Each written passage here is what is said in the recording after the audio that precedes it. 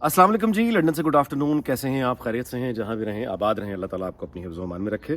तो मामला ये है, सबसे पहले तो मैं बहुत शुक्रिया अदा करता हूँ जो कमेंट्स मुझे दोस्त भेजते हैं फेसबुक पे भी और यूट्यूब पर भी। और उन्होंने वो गलती रवानी में मेरे मुंह से सिकंदर मिर्ज़ा का नाम निकल गया गुज़श्ता व्लॉग में, वो ग़ुलाम मोहम्मद थे। बिल्कुल ठीक है, ग़ुलाम मोहम्मद। और बहुत दोस्तों ने मुझे करेक्ट किया वहाँ भी, फेसबुक पे भी और यूट्यूब पे भी, जिससे मुझे बड़ी खुशी ये हुई कि चलो ना सिर्फ ये कि दोस्त जो हैं वो गौर से सुनते हैं, बल्कि यानी फ़ौरन गलती पर यानी बताते हैं कि ये गलती है और दुरुस्त करते हैं, गलती को दुरुस्त करते हैं। यही सीखने का अमल होता है। तो बड़ी मेहरबानी। यानी अब इससे ये हुआ कि अब जो मैं जिस तरह उस दिन भूला था, अब मैं सारी ज़िंदगी इंशाल्लाह इसको भूलता नहीं हूँ कि वो ग़ुलाम मोहम्मद थे, सिकंदर मिर्ज़ा नहीं थे, जो कि बुज़ुर्ग बीमार होके भी इक़्तिदार छोड़ने पर आमादा नहीं थे और अपनी सेक्रेटरी के ज़रिए हुकूमत चला रहे थे। अब आते हैं आज के मौज़ूआत की जानिब। मोहसिन नकवी जो हैं, उनका अब तकरीबन आप कन्फर्म समझिए, तकरीबन क्या मतलब कन्फर्म मुसद्दक़ा इत्तलात अब ये हैं कि वो निगरान वज़ीर आला के लिए फ़ेवरेट हैं और वही होंगे केयरटेकर सीएम पंजाब के। इस पर बहुत से लोगों को एतराज़ है। उस एतराज़ की नौइयत जो है वो बहुत ही घटिया है, जो फ़िरका वाराना बुनियादों पे की जा रही है। मोहसिन नकवी पर केयरटेकर सीएम बनने पर और बहुत से जायज़ एतराज़ात हैं, वजूह हैं। वो क्या हैं मैं बयान कर देता हूँ। लेकिन ये कहना कि वो चूँकि अहले तशरीह हैं और वो इसलिए उनको नहीं आना चाहिए, तो कोई खुदा का खौफ करें यार। ये घटिया बातें जो हैं, इस कदर बेगैरती है ये। पहले ही एक खुद को आज़ाद मुल्क कहने वाला, आप क्या पता है कि अहले तशरीह जो है कोई चीफ़ ऑफ आर्मी स्टाफ नहीं बन सकता। उसकी वजह ये कि सऊदीया नाराज़ हो जाएगा। And you call it A sovereign country. पहले ही एक यानी ज़्यादती है, खुलेआम ज़्यादती है। उसके बाद आप इसको कहाँ तक लेकर जाना है? ये घटिया बातें, और इस वक्त ये बात करना जब पहले ही इंतशार है हर तरफ। अच्छा खैर, और इसके साथ ही एक जो बिल अभी पीछे खामोशी से पास हो गया है नेशनल असम्बली में, जो कि ब्लास्फेमी का लॉ है, तौहीन रसालत का कानून, उसके जो मौजूद है एग्जिस्टिंग कानून, उसके स्कोप को ब्रॉड और यानी बड़ा किया गया है और वो पास हो गया नेशनल असम्बली से, सेनेट में उसने जाना है। और उसमें जो तजवीज़ किया गया है वो ये है, बेसिकली जो पास किया नेशनल असम्बली ने, वो ये है कि उसका स्कोप कैसे बढ़ाया जाएगा कि यानी आप सल्लल्लाहु अलैहि वसल्लम जो हैं, वो उनकी अज़दवाज मुतहरात, कौम की माएँ और उनके दोस्त यानी सहाबा, उनकी तौहीन भी अगर कोई करेगा तो उसके बाद भी सज़ाएँ मिलेंगी, और वो जो सज़ा है वो भी 10 साल से बढ़ा के उसको उम्र कैद की सिफारिश ये की गई है। इस पर भी बात करते हैं और कुछ बात करते हैं तज़ादात पे जो कि सियासी जमातों के अंदर मौजूद हैं, वो PMLQ हो या वो PMLN हो। तो मैं आपसे पहले तो गुजारिश करूं कि जहां तक तो ताल्लुक़ है मोहसिन नकवी के निगरान वज़ीर आला बनने का, तो आप इस बुनियाद पर मुखालफत करना चाहें तो बिल्कुल कीजिए कि वो एक मीडिया चैनल्स के मालिक हैं, वो एक बुनियादी तौर पे सरमायादार क्लब में हैं। अब वो उस तरह का सहाफ़ी जिसको कहते हैं सहाफ़ी, वो तो मुद्दत हुई वो नहीं रहे, वो तो अब सेठों के क्लब में जा चुके हैं और उनके अब ह्यूज बिजनेस इंटरेस्ट्स हैं लोगों के साथ, यानी जो स्टेक होल्डर्स हैं पाकिस्तान में बड़े, उनके साथ उनके ताल्लुकात हैं और वो खुद भी एक अपना ज़ाहिर बिजनेस। तो ऐसे आदमी को जब आप केयरटेकर सीएम बनाएंगे तो ये फिर ये कि वो अपनी शख्सियत में, मोहसिन नकवी हमेशा से एक बहुत ही, आप यूँ कहिए कि उनकी जो शोहरत है वो एक पुरस्कार से शख्सियत के मालिक हैं, बहुत खामोश, बहुत यानी उनके बारे में मैं आज ट्वीट भी कर रहा था कि जैसे कुछ छुपकली बर्फ़ पे चलती है ना, यानी बेआवाज़, पता ही नहीं चलता। मोहसिन नकवी उस तरह अपना काम करने का आदी, यही शोहरत है उनकी। तो इस तरह का आदमी जो होता है, जो बहुत ही यानी आप कहिए मिस्टीरियस सा, या अपने आप तक रहे और यानी उसके बारे में मालूम ही ना हो कि कब वो एक्चुअली किसके साथ है और जो वो कह रहा है उसकी बात का एक्चुअल मतलब क्या है। तो इस तरह के आदमी पर एतबार करना, रिश्ता रखना, मतलब है वो पर्सनल चॉइस है, आप करना चाहें तो कर दें, मैं कभी इसको पसंद नहीं करता। और इससे अगली चीज़ जो असल में है वो ये है कि एक उनका बिजनेस इंटरेस्ट है एक आदमी का, आप उसको वहाँ बिठाएंगे, गाली मीडिया को पड़ेगी, गाली जो है वो साफ़ी को पड़ेगी। हालांकि मोहसिन नकवी उस तरह आप साफ़ी है ही नहीं, वर्किंग जर्नलिस्ट कहाँ से आ गया वो? तो ये मुमकिन ही नहीं है कि वो केयरटेकर सीएम बने और उसके कोई बिजनेस इंटर यानी दौलत में इजाफा वो अपनी करेगा या किसी और की दौलत में इजाफा करेगा अपना हिस्सा रख के। क्या ज़रूरत है? ये कोई प्राइस पोस्टिंग है? ये कोई मतलब है, ये कोई लॉटरी है जो निकलनी है, जो इस तरह से भाग दौड़ के? लेकिन ज़ाहिर है कि चूँकि हमारे मुल्क में ना कोई ज़ाब्ता है, ना कोई कानून है, तो वहाँ लॉटरियाँ निकलती हैं भाई, यही होता है। उस्मान बुज़दार अगर PTI का तब्दीली के बाद वज़ीर आला बाकायदा बन सकता है, बाकायदा वज़ीर आला बन सकता है, तो ठीक है, वहाँ निगरान वज़ीर आला भी फिर मोहसिन नकवी होगा, और क्या उम्मीद कर सकते हैं। ये तो रही ये बात। लेकिन ये कहना कि वो चूँकि अहले तशय्यो تو اس لیے نہیں آنا چاہیے. اس سے زیادہ بغیرت، اس سے زیادہ گھٹیا، اس سے زیادہ ملک دشمن، اس سے زیادہ انسان دشمن، اس سے زیادہ اسلام دشمن کوئی دلیل نہیں ہو سکتی. یہ انتہائی گھٹیا بات ہے، بغیرتی ہے. یہ بات کرنا بھی بغیرتی ہے. آگے چلیں جی. تو معاملہ یہ ہے کہ اب آتے ہیں کہ وہ توہینیں جو جو جو جو پرپوز ہوئی ہیں امینڈمنٹس اور جو بل اسمبلی سے پاس ہوا ہے. دیکھیے یہ کوئی آج کی بات نہیں ہے، یہ پاکستان بننے سے پہلے بر صغیر میں یہ بحثیں بڑی پرانی چل رہی ہیں، غازی علم دین شہید کے زمانے سے. اور علامہ اقبال نے ایک بہت اچھی اس زمانے میں تجویز دی تھی کہ ایک اگر آپ نے یہ قانون بنانے ہیں اس طرح کے، تو پھر اس کا قانون کا جو تجویز اقبال نے نام کیا تھا وہ تھا توہین بانیان ادیان. یعنی بانیان یعنی بانی کی جمع اور ادیان دین کی جمع. تو علامہ اقبال کی تجویز یہ تھی، اور وہ آج تک 2022 تک سب سے بہترین تجویز ہے. ایک تو یہ کہ اس طرح کے مذہبی معاملات میں قوانین سازی اور قانون سازی ہمیشہ بیکار رہی ہے. اس کا کوئی، یہ ہمیشہ سیاست میں اور ذاتی رنجش میں اور انتقام میں استعمال ہوتی ہے. لیکن چلیں، علامہ اقبال نے کہا اگر بنانا ہی ہے تو پھر وہ یہ بنائیے، یعنی توہین بانیان ادیان، یعنی بانی جو دین کا مطلب جس کے نام سے پہچانا جائے. مثال کے طور پہ حضرت موسیٰ یہودیوں کے لیے جو مقام رکھتے ہیں، یا حضرت عیسیٰ کرسچنس کے لیے جو مقام رکھتے ہیں. ہمارے لیے تو ظاہر ہے کہ دونوں ہی نہایت ظاہر ہے قابل قدر پیغمبر ہیں. مسلمان کو تو عقیدہ مکمل نہیں ہوتا، لیکن مسلمانوں کے لیے ظاہر ہے کہ آخری رسول چونکہ حضرت محمد صلی اللہ علیہ وسلم ہے، تو ان کے نزدیک وہ ایک مرکزی حیثیت ہے. سکھوں میں چلے جائیں گے تو وہاں گرو نانک ہیں، ہندوؤں میں چلے جائیں گے تو وہاں پھر آپ کو رام مل جائیں گے اور لوگ مل جائیں گے. تو علامہ کی تجویز یہ تھی کہ کسی بھی دین کے جو مقدس آپ کا یہ کردار ہے اس کے خلاف کوئی بھی توہین کرے گا تو وہ قانون پھر حرکت میں آ جائے گا. یعنی اگر کوئی مسلمان ہندو گاڈ کسی رام کی تذلیل توہین کرے گا تو اس مسلمان پر بھی وہی قانون نافذ ہو جائے گا جو ہندو اگر مسلمان کے یعنی توہین کرے تو جو قانون دونوں کے لیے برابر ہوگا، قانون دونوں کے لیے برابر ہوگا.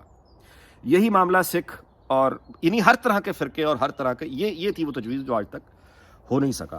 اور پھر فطری طور پر آگے جا کے یہ پھر توہین رسالت کا جو قانون آیا. میں اس کے شرعی معاملات پہ تو ظاہر ہے گفتگو نہیں کر سکتا، میں عالم نہیں ہوں، لیکن میں اس کی جو استعمال ہوا اس تاریخ کا طالب علم تو ہوں نا. تو اس کا جو استعمال ہے توہین رسالت کے قانون کا جو استعمال ہے وہ ہمارے ہاں ہمیشہ منفی انداز میں ہوا. غنڈے لوگوں نے اس کا استعمال کیا، جدادوں پر نجائز قبضے کرنے کے لیے اس کا استعمال کیا. اس کی تازہ ترین اور حالیہ مثال کراچی میں ہے کہ ایک آدمی جو غیر قانونی طور پر کوئی چیز یا گاڑی اس جگہ وہ بارڈر سے کراس کرنا چاہ رہا تھا، قانون توڑ رہا تھا، اور وہ جو کرسچن خاتون وہاں بیٹھی تھی وہ قانون اور ضابطے کے مطابق اس کو روک رہی تھی. تو قانون توڑنے والے نے، غنڈہ گردی کرنے والے نے اس کو یہ دھمکی دی کہ میں تم پہ توہین رسالت کا الزام لگوا کے کٹوا کے رکھ دوں گا ورنہ یہ کام مجھے کرنے دو. اب آپ نے دیکھا کہ اس قانون کا جو استعمال ہے وہ غنڈے کر رہے ہیں، اور وہ تو خاتون خوش قسمت تھی، اس نے فلم بنا لی ویڈیو جس پر وہ بچ گئی، ورنہ اللہ جانے کیا ہوتا. ہمارے ہاں کیا مثالیں موجود ہیں، سیالکوٹ میں سری لنکن کے ساتھ کیا ہوا تھا. جس کا مطلب یہ ہے کہ یہ جو اگر اس کو مزید ایکسپینڈ کیا گیا جس طرح سے، اب اگر والی بات ہی ختم ہو گئی اسمبلی سے، اب دیکھیں سینٹ میں کیا ہوتا ہے. لیکن اگر یہ آ گیا تو میں آپ سے گزارش کروں کہ یہ اس کا مطلب پھر یہ ہے کہ جو پہلے معاملہ احمدیوں کے ساتھ، ہندوؤں کے ساتھ، کرسچنس کے ساتھ رہا کرتا تھا، اس میں اب ایک نیا اضافہ ہوگا اور وہ اہل تشیع ہوں گے.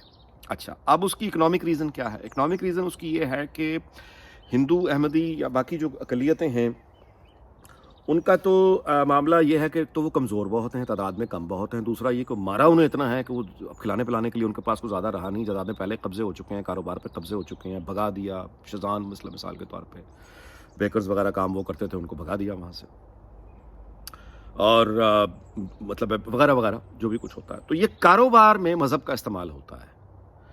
اب اس کا دائرے میں یعنی اہل تشیع حضرات کو لانے کی کوشش کی جائے گی، اور مقصد وہی اکنامک ہے، کاروباری. کیونکہ اب باقی لوگوں کے پاس تو اتنا کچھ رہا نہیں، نہ ہی وہ تعداد میں اتنے اہل تشیع ہو. البتہ حملہ آوروں کے لیے ایک جس طرح سے وہ دیکھیں گے کہ موٹا بکرا، یعنی ان کے پاس تو کافی جدادیں بھی ہیں، کاروبار میں بھی ہیں. تو اب یہ بیسیکلی بھتوں کے لیے نیا ایک یعنی ایک بکرا جیسے کہنا چاہیے، یہ اس کی تلاش ہوگی پریکٹیکلی. اور اگر یہ آ گیا تو یہ میں آپ سے گزارش کروں کہ بہت ایک اور فساد، ایک نئے فساد کی بنیاد پڑ جائے گی. اس کو ہر طریقے سے اس پر بات ہونی چاہیے، اور یہ سماجی مسئلہ بن کے سانپ بن کے ہمارے سامنے کھڑا ہو جائے گا. کسی بھی حکومت کے لیے بہت بڑا مسئلہ بنے گا اس پر بات ہونی چاہیے، اور اس رویوں کو، ان رویوں کو، یہ مسلمان کو قتل کر رہے ہیں، خود ہی ڈالا بھائی، قوانین جب موجود ہیں تو پھر اچھا۔ اور آخری بات میں آپ سے گزارش کرنا چاہوں گا، جو میں نے عرض کیا تضادات کی، معاملہ یہ ہے جی کہ وقت ظاہر ہے کہ آگے بڑھتا ہے، رکنے والی چیز نہیں ہے۔ چودھری برادران کی اگر خاندان میں تقسیم آئی ہے تو یہ ہونا تھا، فطری ہے، کیونکہ بزرگ وہاں بھی، چودھری شجاعت بھی اب بہت بزرگ ہیں جو وہ ماننے کو تیار نہیں ہوتے، پرویز الہی بھی بزرگ ہیں وہ بھی ماننے کو تیار نہیں ہوتے، لیکن معاملات ان دونوں کے ہاتھوں سے نکلے ہوئے ہیں، اولادوں میں آ چکے ہیں۔ اچھا، جن کو یہ بچے اپنی اولادیں کہتے ہیں وہ خود 50 سال کے ہیں، یعنی جن کی باری یہ بزرگ نہیں آنے دے رہے، آپ ہر طرف تو اب معاملات بہرحال ان کے ہاں، ان کے پاس جا چکے ہیں۔ تو بہتر یہ ہے کہ جو بھی پرابلم جہاں بھی ہے، وہ کیو لیگ ہو، وہ این لیگ ہو، اس کو سٹل جتنی جلدی کر سکتے ہیں کر لیں، کیونکہ نون لیگ میں بھی معاملہ یہ ہے کہ وہاں بھی یہ بالکل کلیئر ہونا چاہیے۔ فیملی، اگر یار فیملی میں کہنا چاہیے نا، کہتے ہیں نا کہ فیملی یا دوستوں میں کاروبار نہیں کرنا چاہیے تعلق، کیونکہ بزنس کاروبار آنی جانی چیز ہے، آپ ایک چیز کا کاروبار کر رہے ہیں، کل کی کسی اور چیز کا کاروبار کر سکتے ہیں، لیکن فیملی جو اس طرح کی ریلیشن ہوتی ہے، یہ زندگی بھر کے رشتے ہوتے ہیں، وہ ایک بری ڈیل، ایک جینون ایکسیڈنٹ ہو سکتا ہے، معاہدہ ساری زندگی کے تعلق کو خراب کر دیتا ہے۔ سیاست بھی یہی چیز ہے، اور اس کا اب ہم دیکھ رہے ہیں۔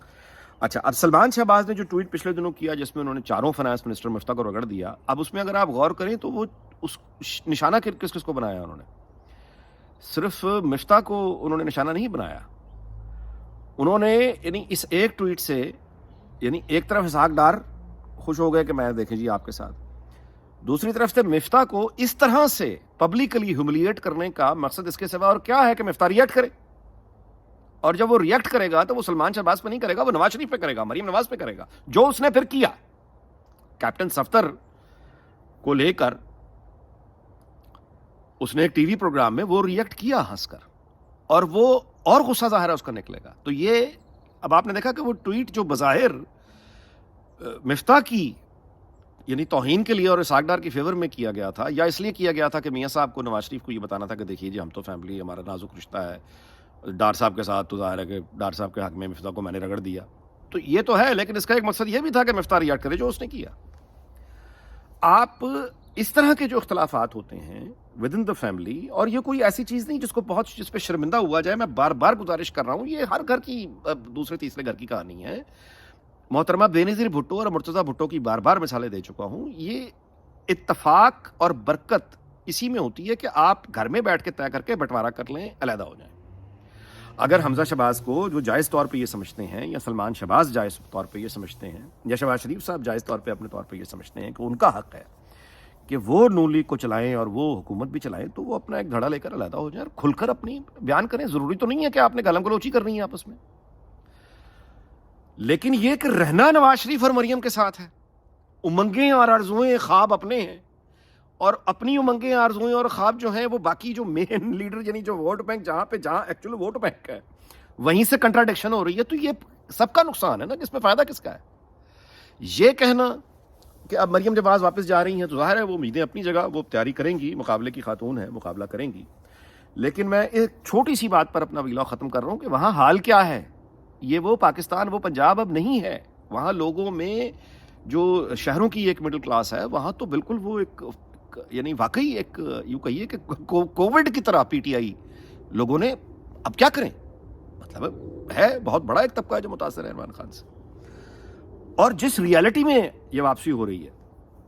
ویلاگ لمبا ہو گیا لیکن میں جلدی ختم کر رہا ہوں۔ فیصل آباد سے میری بات ہوئی جی کسی سے، دوست سے، تو وہ بتا رہے تھے کہ وہاں جو سفید پوش طبقہ ہے، وہ جن کے ہاں وہ گورنمنٹ کا وہ پانی آتا تھا، وہ جو سرکاری جو نلکا ہوتا ہے جسے کہتے ہیں، تو وہ اس کا ایک فکسڈ ریٹ ان کا بل آتا تھا 600 روپے، پہلے 300 ہوتا تھا جو بعد میں 600 ہوا، 600 کے ساتھ بھی وہ گزارا کر رہے تھے، اب 600 سے ہو گیا وہ 1100 روپے، اور آپ بلیو کیجئے کہ 500 روپے مہینہ، 500 روپے مہینہ، 500 روپے مہینہ کا جو بل بڑھا ہے پانی کا، لوگوں کے پاس اتنے پیسے نہیں ہیں کہ وہ 500 روپے مہینے کا بھی زیادہ دے سکیں، سرکاری نلکے کٹوا کے وہ ڈگ کر زمین کھود کے اب زمین سے کھارا پانی نکال رہے ہیں، محض 500 روپے مہینہ بچانے کے لیے وہ زمین سے، اب کیونکہ ایک ہی دفعہ خرچہ کر کے، موٹر کی تو بجلی کا بڑا خرچ ہوتا ہے، بجلی خرچ ہوگی تو بجلی چوری زیادہ ہو جائے گی، ٹھیک ہے، تو وہ پانی وہاں سے، یہ ایک علیحدہ عذاب ہے۔ تو یہ ہے وہ جہاں پاکستان جہاں پہ اب جا کے سیاسی کمپین وغیرہ ہوگی اور لوگوں کو جو ہے وہ متوجہ کیا جائے گا. اس طرح کے دکھے ہوئے لوگ, تنگ آئے ہوئے لوگ, کرب میں بیٹھے ہوئے لوگ, اداس لوگ, ان اداس لوگوں کو جا کے اگر آپ یہ کہیں گے کہ ہمارے ساتھ یہ ظلم ہوا اور ہمارے ساتھ وہ ظلم ہوا, تو آئی ایم سوری, یہ کوئی بہت اچھی حکمت عملی نہیں ہوگی. وہ تو اپنے عذابوں میں بیٹھے ہیں. کوئی بھی لیڈر جا کے اگر انہیں مزید اپنا ہی رونا دھونا شروع کر دے گا تو وہ تو پہلے جو رو رہے ہیں بیچارے اپنے کرب میں ہیں, ان کو آگے نکلنے کے لیے خواب چاہیے, امید چاہیے, روشنی چاہیے, اور اس روشنی کے لیے ایک مضبوط آدمی چاہیے یا ایک اور روتا دھوتا ہوا آدمی چاہیے. آپ میری بات سمجھ رہے ہیں؟ کیونکہ پھر تو یہی ہوگا کہ اچھا کوئی لوگ یہ جواب دیں گے, اچھا پھر ٹھیک ہے آپ آئے ملتے ہیں اور اڑا دو سب کچھ. یعنی یہ اس کا ایک بن سکتا ہے, اور تو اس کے علاوہ کچھ نہیں, مجھے میری سمجھ سے باہر ہے. اس دعا کے ساتھ کہ اللہ تعالیٰ پاکستان کو, اس کے تمام ہمسایوں کو دنیا بھر کو شاد اور آباد رکھے. اگلے ولاگ میں آپ سے ملاقات ہوگی. اپنا بہت خیال رکھیے گا. اللہ حافظ.